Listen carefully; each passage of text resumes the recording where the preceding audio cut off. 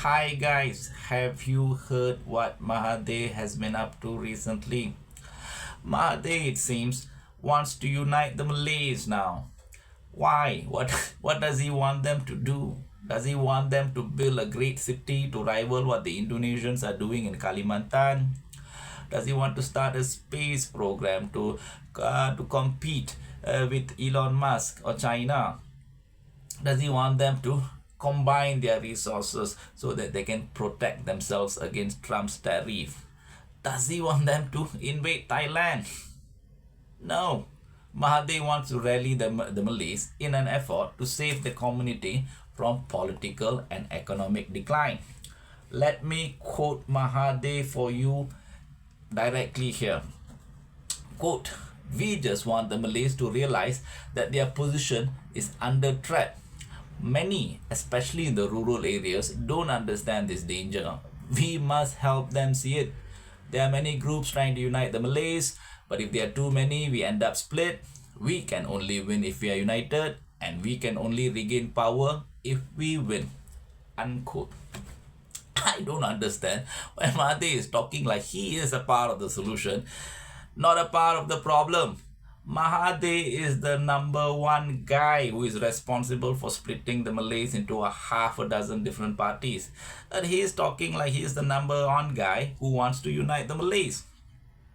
I know people gaslight, but Mahathir is taking gaslighting to a whole new level.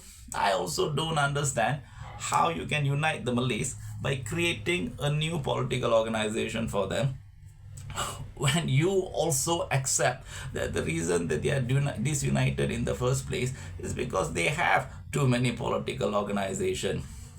Anyway, rather than say that he wants to rally the Malays to save the community from political and economic decline, what I'm more interested to know is who is it that Mahathir is trying to save them from. Surely Mahathir cannot be attempting to save the Malays from the Indians. Indians don't even have a party or a leader today. We are just 7% of the population, but 70% of the gangsters. From the Prime Minister to the Jagung sellers, everybody is calling us using the K word. Our situation is so bad that even our old temples are being either relocated or demolished or being labeled as illegal. The party and the guy we voted for in the last general election won. And they are the government of the day and holding the highest political office in the land. But despite that, we still feel like losers. If we are the winners who are defeating the Malays, then I say forget about winning. There is no point in winning. Because between being a loser and the winner, clearly it is better to be the loser. Is it the East Malaysians that the Mahathir is accusing of having won at the Malays' expense?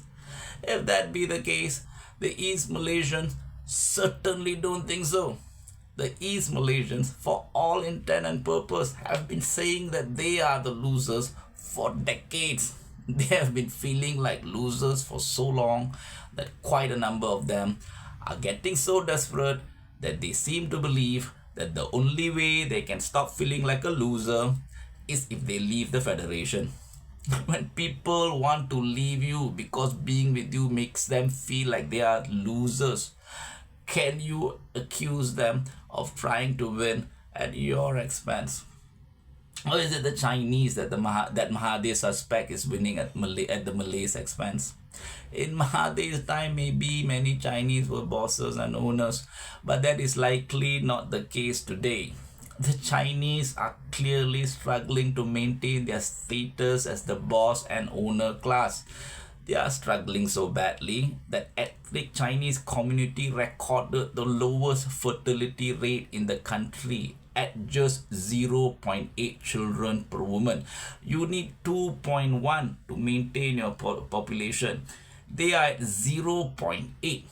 The Chinese, in other words, are struggling so badly to retain their status as the boss and owner class, that most of them are likely not having children or just having one children per family, just so that they can focus their resources in order to keep their next generation in the owner and boss category, even if it will most definitely cause their population numbers to plunge.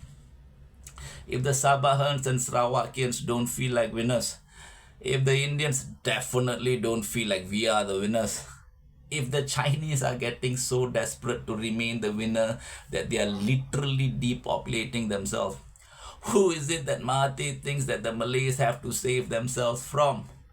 Mahathir is saying that the Malays have to unite to save themselves. Reminds me of what the Indian External Affairs Minister Jai Shankar said to an European journalist who accused India of supporting Russia in the war in Ukraine because India was buying Russian oil, despite the fact that the West had sanctioned the sales of Russian oil.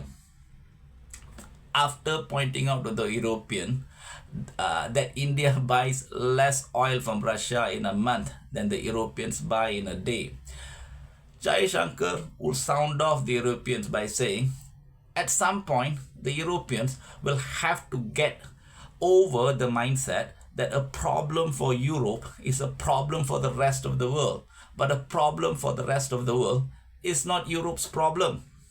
Like Europe, just because Mahathir has a problem in having the billions that his friends and probably his family have being seized by the government, it doesn't mean that the entire Malay race have a problem. His family and friends losing their status, losing their wealth, losing power is not equal to the Malays losing wealth, status and power. Just because he is losing status, wealth and power, it doesn't mean the Indians, the Chinese or the Sabah and Sarawakians are the ones gaining in status, wealth and power. It is not we that have to do something to save his family and friends from political and economic decline. It is him. It is he that has to make peace with the government to save the political and economic fortune of his family and friends, and stop making it sound like his personal problem are the problems of the entire Malay race, or suggest that the other races are winning at the expense of the Malays, when all that is happening is that he is losing to Anwar. Have a good day, guys.